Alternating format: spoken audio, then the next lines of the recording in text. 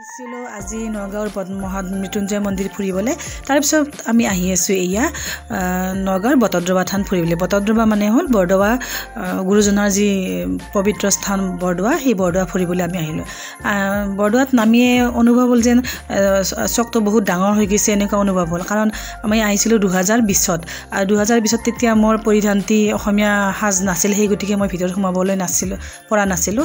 আৰু সেয়ে এতিয়া 2024ত আহি এনেকুৱা লাগিছে যেন চকটো বহুত ডাঙৰ হৈ গৈছে। আৰু চাৰিওফালে এনেকুৱা গামোচাৰ দোকানবোৰ দেখি মই প্ৰথমতে আচৰিত হৈ গৈছিলোঁ। আগতে এনেকুৱা গামোচাৰ দোকান দেখা পোৱা নাছিলোঁ, সেয়ে ভাবিলোঁ চকটো বহুত ডাঙৰ হৈ গ'ল নেকি। তাৰপিছত আমি এনেকৈ ফুৰিবলৈ গৈ এই বিল্ডিংটো যে তেতিয়াহে দেখিলোঁ যে এই বিল্ডিংটো আগতে নাছিল। তাৰমানে বুজিলোঁ যে আমি অন্য এটা গেটেৰে আমি বৰদোৱা থানত সোমাইছোঁ। আৰু যি হওক, অন্য এটা হ'লেওতো আমি বৰদোৱা থানত আজি আহিছোঁ ছেকেণ্ডবাৰ। আৰু এইবাৰ মনত এটাই আশা যে জাতীয় পৰিসাজ পিন্ধি আহিছোঁ, পূৰা একেবাৰে অসমীয়া অলংকাৰ লৈ পেলাই, সেই গতিকে এইবাৰ ভিতৰত সোমাব পাম। আৰু এয়া বিভিন্ন বৰ্ডত লিখা যে জাতীয় পৰিসাজ পিন্ধিহে ভিতৰত সোমাব পাৰিব। আৰু এয়া হ'ল মূল মঞ্চৰ মূল যিটো সত্ৰৰ মূল এয়া গুৰু আসন, আৰু এয়া হ'ল চব ভক্তসকলৰ এয়া বহা এই ঠাইখন। আৰু আচলতে ক'ব গ'লে যদি মোৰ ভুল হয়, মই বহুত নাজানো, আৰু ক'লে ভুল হ'লে বিজ্ঞসকলে মোক মাফ কৰি দিব, আৰু ভুল হ'লে ভুলখিনি ক্ষমা কৰি শুধৰাই দিব মোক, এই আশা কৰিছোঁ। হয়তো মোৰ ইয়াত কথা কওঁতে ভুল, আৰু যিহেতু গোটেইখিনি বুজি নাপাওঁ, সেই গতিকে আৰু বুজাই দিওঁতা কোনো ভকত নাপালোঁ, সেই গতিকে ভুল হ'ব পাৰে। আৰু এয়া যে মূৰ্তিবোৰ আছে, মূৰ্তিবোৰ আচলতে মই ইয়াৰ অৰ্থ মই বুজি নাপাওঁ, সেই হয়তো মই বুজি নাপালে কৈনো কি হ'ব। গতিকে তথাপিতো এটাই আশা যে এইবাৰ ভিতৰত সোমাবলৈ পাইছোঁ, আৰু ভাল লাগিছে। প্ৰথমবাৰ আহোঁতে পদুম ফুলৰ পাতত আমি প্ৰসাদ খাবলৈ পাইছিলোঁ, এইবাৰ কিন্তু সেইটো প্ৰসাদ পোৱা নহ'ল। সেই সময়ত প্ৰসাদ বিতৰণ শেষ হৈ গৈছিলে। আৰু প্ৰৱেশদ্বাৰত সোমাই ভাল লাগে। গুৰুজনাই স্থাপন কৰা গুৰুজনাৰ যি ধৰ্ম, এই ধৰ্মৰ নাগাৰা হ'ল আমাৰ নাম ধৰ্মৰ এটা মূল অংশ এটা। আৰু এই গোটেইখিনি গুৰু আসনখন, আচলতে গুৰু আসনখন চায়ে নিজৰ এটা গুৰুজনাৰ প্ৰতি ভক্তিত দোষ হৈ যায়। আৰু এয়া গৰুৰ আৰু এটি আন কিহৰ মূৰ্তি মই ভালকৈ নাজানিম বুজাই ক'ব। আৰু এনেকৈ ভাল লাগিছে গুৰুজনাৰ এই সত্ৰত সোমাই। এটা ঐতিহাসিকতা যি 400 বছৰ পুৰণি এই এইটো কি ফল খাই আছে মই হয়তো বুজাই ক'ব নোৱাৰিম। আৰু এয়ে হয়, ক্ষুদ্ৰ সুখে বহু আশা কৰি ঐ ভৱ কূপে জীৱ আছে পৰি, কালহৰ পেদহি হৰাইল চেতনতাৰ, মুখ্য ৰূপত বাক্যামৃত ঐ কৃপাৰে সিঞ্চিয়া প্ৰতিনিত, দয়াময় কৃষ্ণ কৰি মুকয়ুধাৰ। এয়া হ'ল মঞ্চৰ এয়া সত্ৰৰ মূল হয়তো নামঘৰ হয়, ইয়াতে নাম কীৰ্তন হয়। আৰু ভগৱানৰ দশাৱতাৰী কৃষ্ণৰ যিবিলাক প্ৰভাতে শ্যাম কানু, এইবিলাক ইমান সুন্দৰকৈ লিখা আছে। আৰু এই ছবিবিলাক চালে এটি বহুত আধ্যাত্মিক পৰিৱেশলৈ সোমাই যোৱা যায়। আৰু এই গুৰুজনাৰ এয়া যি অমৰ সৃষ্টি বৰগীত, গুৰুজনাৰ যি ধৰ্মীয় নাম কীৰ্তন, অসমলৈ প্ৰথম লৈ অনা নাম কীৰ্তন, এইবোৰ সঁচাকৈ মহাপুৰুষ তেওঁ সঁচাকৈ মহাপুৰুষে যিয়ে প্ৰথমবাৰ অসমলৈ এইবিলাক ধৰ্মৰ বন্যা বোৱাই আনিছিলে। আৰু ইয়াত আহিয়ে হয়তো সেই গতিকে নিজকে এটি গৌৰৱ অনুভৱ কৰে, যিটো প্ৰথমবাৰ সোমাব পোৱা নাছিলোঁ। সেই গতিকে ভাল লাগিছিল, কাৰণ জাতীয় পোচাক পৰিধান কৰি নহা বাবে সোমাব পৰা নাছিল। আৰু সেও এটা সোমাব নোৱাৰিলেও এটা গৌৰৱৰ কথা আছিল মোৰ কাৰণে। আৰু এয়া মঞ্চ দেখি সুবৰ্ণৰ পদ্মধৰি ঐ বোলে দুখেয়াত নাদ কৰি ভগৱন্ত গুৰু।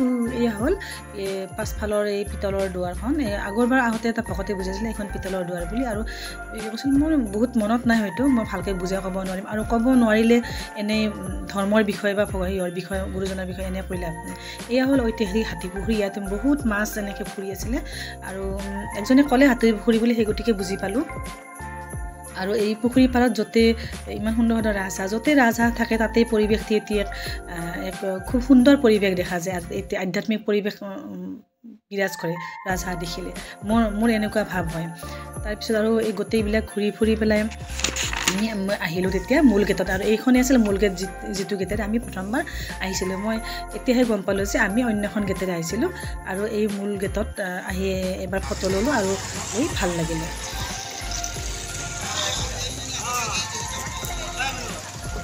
আৰু এই গেটটোত দোকান বহুত কম এখন নে দুখন দোকান আছিলে আৰু এয়া হ'ল মোৰ বন্ধুৰ শাহুমা আৰু বন্ধুৰ পত্নী আমি আটাই আহিছোঁ বৰদোৱা ক'ৰ পৰা আহিছে কোকৰাঝাৰৰ পৰা মৃত্যুঞ্জয় মন্দিৰ প্ৰথম তাৰপিছত শংকৰদেৱ বৰদোৱা বহুত গৌৰৱৰ কথা ন ভাল লাগিছে কেনেকুৱা লাগিছে কওকচোন বঢ়িয়া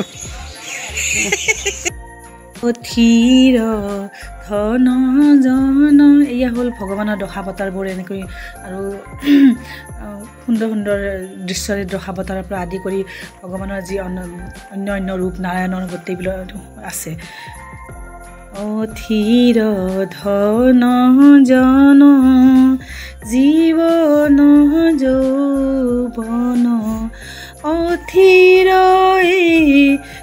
সংসাৰ পুত্ৰ পৰিবাৰ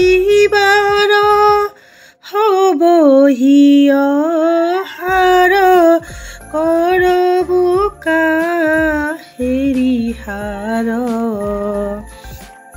ৰাণ ৰাঘবি মোৰ এয়া ভীষ্মৰ সৰহজ্যা আচলতে বৰগীত গায়ে মই খুব ভাল পাওঁ আৰু যিটো সময়তে মই যেতিয়া পাওঁ তেতিয়া মই বৰগীতেই গাই থাকোঁ আৰু আজি আছোঁ বৰ্তমান ভগৱানৰ মানে আমাৰ ভগৱান বুলিয়ে ক'ব লাগিব গুৰুজনাৰ মহাপুৰুষজনাৰ সত্ৰত গতিকে বৰগীতটো নিজ মুখেৰে ওলাই আহিবই আৰু ইমান সুন্দৰ আৰু শীতল পৰিৱেশ হয়তো যেতিয়া গুৰুজনাৰ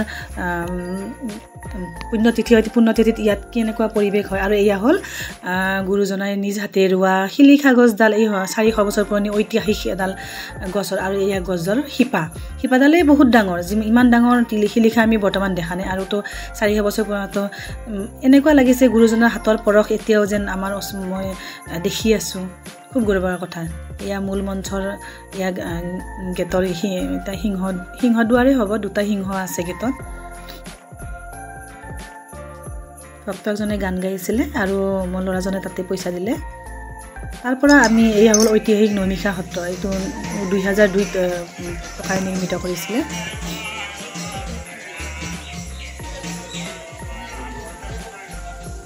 আৰু এই খেৰহুটিৰ নামত এখন মঞ্চ এই মঞ্চখনো দিয়া বহুত বছৰ হোৱা নাই কাৰণ টিভিত পাইছিলোঁ একবাৰ এই মঞ্চখন দিয়া আৰু এইয়া মঞ্চৰ কাষতে হ'ল আকাশী গংগা আগৰবাৰ আহোঁতে এজন ভকতে বুজাই দিছিলে যে গুৰুজনাই যেতিয়া বহুত খৰাং হৈছিলে ৰাইজৰ হিতাৰ্থে তেওঁ নিজেই বহুত মানে তপস্যা আৰু বহুত প্ৰাৰ্থনা কৰি আকাশৰ পৰা আকাশী গংগা নমাই আনিছিলে আৰু এই আকাশী গংগাক এটি পুখুৰীৰ আকৃতিত এনেকৈ খান্দি উলিয়াইছে আৰু এয়া পুখুৰীত এই ভগৱানৰ মৎস্য অৱতাৰ এয়া হ'ল প্ৰকাণ্ড ৰাতি শ'ল মাছটো দেখি খুব ভাল লাগিল আৰু আগৰবাৰ আহোঁতেও বহুত মাছ দেখিছিলোঁ আৰু ভাল লাগে যেতিয়া এই মাছবিলাক এই হ'ল প্ৰকৃতি আচলতে আমি প্ৰকৃতিৰ কেনেকৈ দাস ইয়াকে বুজা যায় আৰু মাছক দিলোঁ কেইটামান মুড়ি